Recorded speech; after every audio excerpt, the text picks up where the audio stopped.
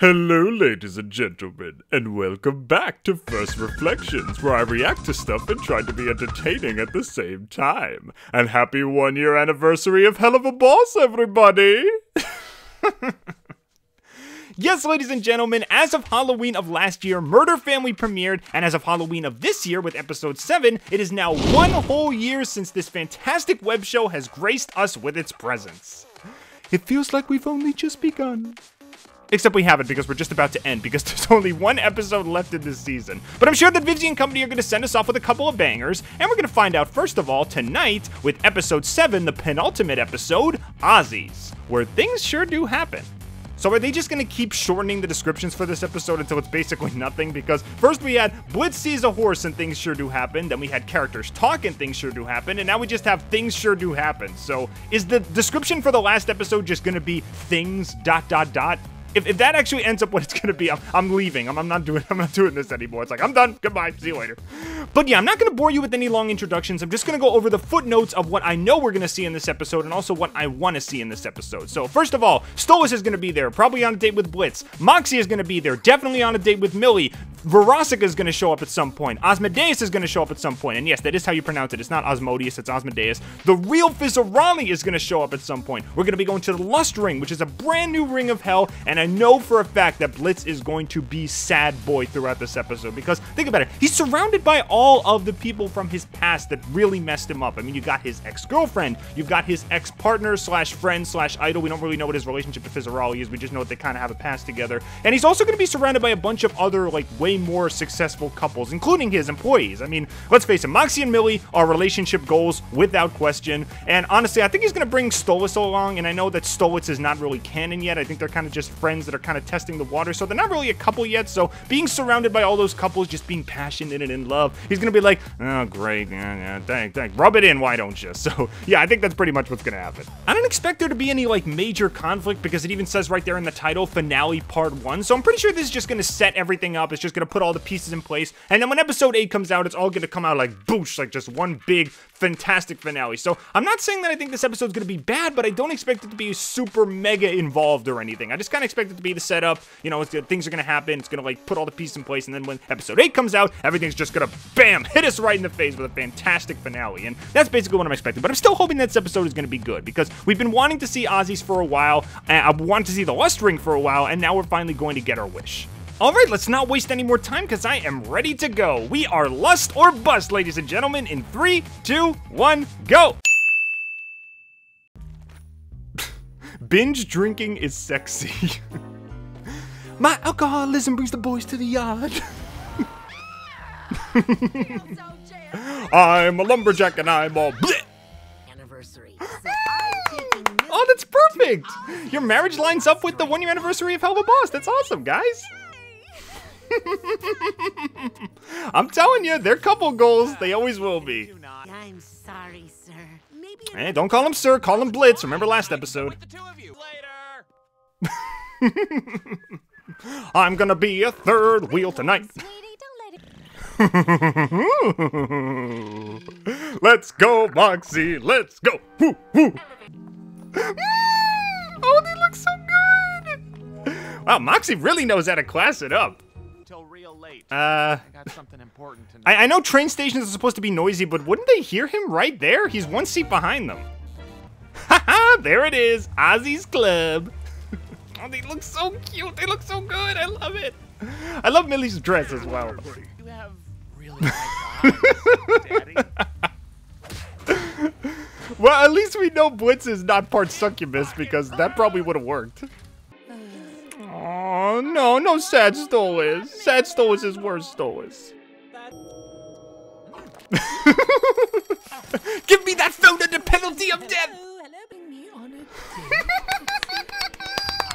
I suppose that is what's gonna be ready in 20. Oh, Lululand shirt. Awesome. There's our handsome boy. That's a bit overkill. Somebody call B-Dubs. We got some hot wings in here. I've been saving that one when I saw the trailer. And his cape has a moving star pattern. I love it. Oh, he looks so good. Screw you. I'm with royalty, buddy. Blitz has to have a bunch of books. That's funny. Yeah, whatever. Aw. Oh, he's gonna stand up Stolitz the whole night, isn't he? Oh, I don't want to see Stolitz sad. Oh, there's Fizzy! There's our boy! Oh, I can't wait to see this. And welcome to the pilot of Ozzie and Fizz! I did. I watched that episode at least 10 times. Here's the thing. I love Fizz as a character, but I don't really understand why they sell robots of him. I don't think he's that hot or anything. Oh, this song better be incredible. I know it's gonna be incredible. Hit it, Moxxie. Hello, every first anniversary. Oh, I love you, Millie. Oh, I'm gonna die. Gangrenous stubs. You make my spirits Cute. How grotesquely cute. I don't think it's as good as Oh Millie, but it's still really good. What? Guys, no, don't mess up his moment. Ooh, dang. Ooh, Asmodeus sounded like Oogie Boogie. Ooh, that voice, though. Love it. I love how the other two mounts on the side of his mane sing, too. That's awesome detail. Stop ruining my boy's performance. He's just singing to the woman he loves. You guys suck. Oh, I like how Moxxie's not giving into it. He's still singing from the heart. Good for him. Relatively exciting. That's not something you want to hear from your boss. Oh no, he's getting publicly shamed. Oh no. Oh no. Oh, yay for Christina V singing, but boo because Blitz is gonna be in so much pain after this. No, not don't you dare mock Stolas. Don't you dare. We used to have a kid? Wait, is Octavia gone? Ooh! Yes, Millie, thank you. Shut them up. I mean, great song, but please shut them up. They're being jerks. Perfect, perfect. Yes, yes, yes. Keep going, keep going. Oh, cute cuddles. Did they love each other too? Perfect, perfect, perfect. You didn't give in. You didn't give in, Mox. You sang from your heart. I'm so proud of you, buddy. Mother this weekend, so oh, okay. So Octavia's with her mom. Okay, so they are still seeing each other. Good. Why don't you talk to each other? Please, please talk. Get to know each other better, please. I can't do it tonight. No, he doesn't just want to do that. He actually wants to get to know you now. Please talk. okay. Tex invited me to a party. Be back later. Oh, even Luna's not there. Dang it. Now we really is all alone. I hate this. I hate this. Oh, Blitzen's employees. Blitz and Moxxie. Blitz and Luna. Octoption. Oh, Blitz and Verosica. Blitz and his sister. What's in Fizz? What's in his family? Oh no! That's how you're gonna end it? That's you can. No, you can't do that. No. Okay, that was Ozzie's. Ow! Ow! I'm in actual pain now. Ow! I mean, I guess I was kind of on the money that there wasn't going to be too much conflict, but wow. They filled you full of emotions right at the start with Moxxie and Millie's little relationship, and then they freaking wrung you out to dry with Blitz's whole conflict. I knew Blitz was going to be sad. I knew that Stolas was going to be there and that, you know, all that kind of stuff, but ouch! Okay, where do we even freaking start with this? Okay, there's a lot to talk about here.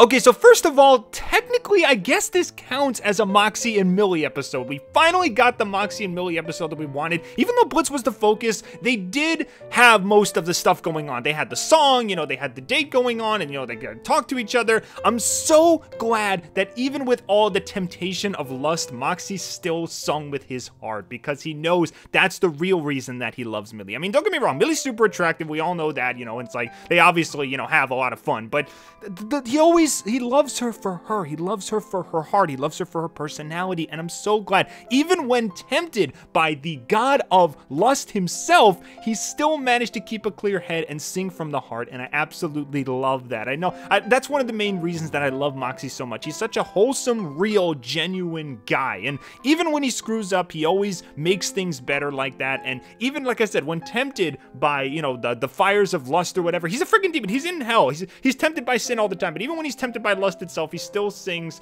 from the heart. And I gotta admit, that song, freaking Asmodeus's house, or the house of Asmodeus, or whatever it's called, was really freaking good.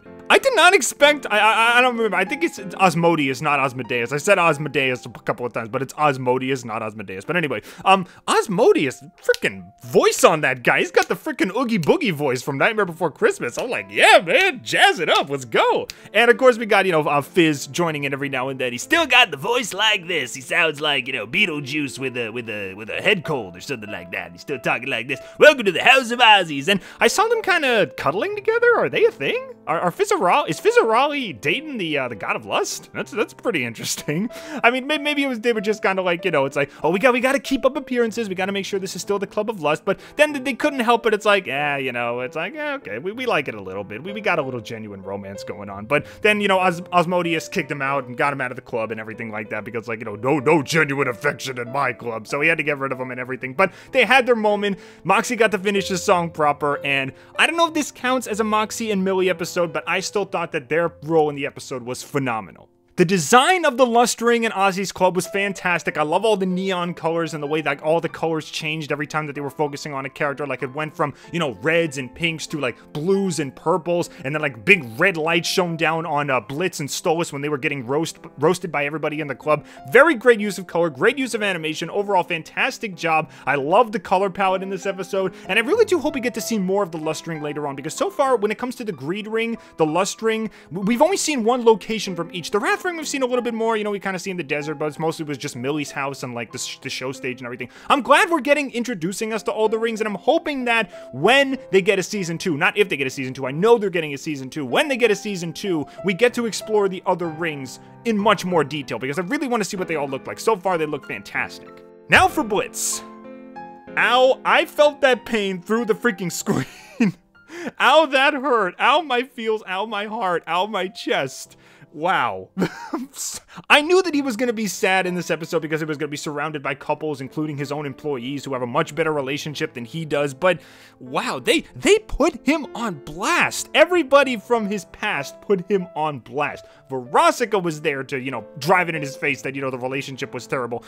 Fizz was there, who was also from his past and everything like that. And obviously he told stories to Asmodeus because, you know, obviously he was able to join in the song and everything like that too. And they had references to Lululand, Spring Broken, all the old episodes, you know, where Fizz again screwed up and all that kind of stuff. So it was just, ow, it was painful. And then they put freaking Stolas on blast too. No, you don't do that to Best Bird. They did that to him, and then it was like, oh, you know, yeah, you used to have a wife and a kid, you know, and then they all walked away, you know, because you're such a bad husband and you're cheating on him, huh? And you do this and you do that. It's like, I love your song, guys, but shut up. Stop putting my favorite characters on blast. You guys are jerks. Well, it is hell, I guess. What do you expect? I can't really, like, pinpoint an exact direction that this story is going to go in. I mean, I imagine that Stolas and Blitz are kind of going to, you know, be more like a couple and kind of get together a little bit more and be more romantic and everything, because we saw Blitz in the Lust Ring. He wasn't being romantic at all. He mostly just wanted to watch, you know, Moxxie and Millie and see what they were doing, while Stolas was genuinely trying to make small talk and genuinely trying to flirt with him. Blitz was obviously, like, not even paying attention. He was just like, all right, I'm here with my ulterior motives. I'm just going to look through my binoculars and spy on my employees like I always do. Yeah, what? Oh, how was your day? Yeah, it was fine, whatever. But it's like, I'm really hoping that starting with the end of season 1, Blitz and Stolas are finally going to start behaving more like a couple, because here's the thing. Blitz saw him as, you know, it's like, oh, you know, you just call me over anytime you want to woohoo, but obviously Stolas is trying to be more than that. He is trying to find a romantic connection with Blitz, because when they were there at the club, even though it was the Lust Ring, they were just trying to genuinely bond, you know, make small talk and, you know, ask him what he wants on the menu and all that kind of stuff. It seems like Stolas is making a genuine effort to try and get to know Blitz, while Blitz just doesn't even care. So I'm really hoping that maybe as season 1 ends and season 2 starts, Stolitz can finally get off the ground, because it seems like they're still kind of one-sided. I thought that it was getting off the ground with episode 6, but obviously that's not going to happen. So hopefully now, as the season ends, whatever they got planned for the finale, maybe Stolitz can finally start getting off the ground, because it seems like Stolitz really wants this relationship to work. And the freaking ending, freaking like only like 10 seconds of Blitz just swiping through his photos, and I have so many questions. I mean, we started with some obvious ones, you know, Blitz adopting Luna with the adoption certificate, you know, Blitz hanging out with his employees and taking pictures and all that kind of stuff. But then you move on and you got his sister, you got him and Fizz's kids, which I wasn't even expecting. I guess they were childhood friends or something. And then you move on and you got Tilla is actually in the story, but the whole thing is like, it still said the Amazing Imp Duo instead of, not the Amazing Imp Duo, the Amazing Imp Twins. So is she like not in the circus, or is she dead? Did she die?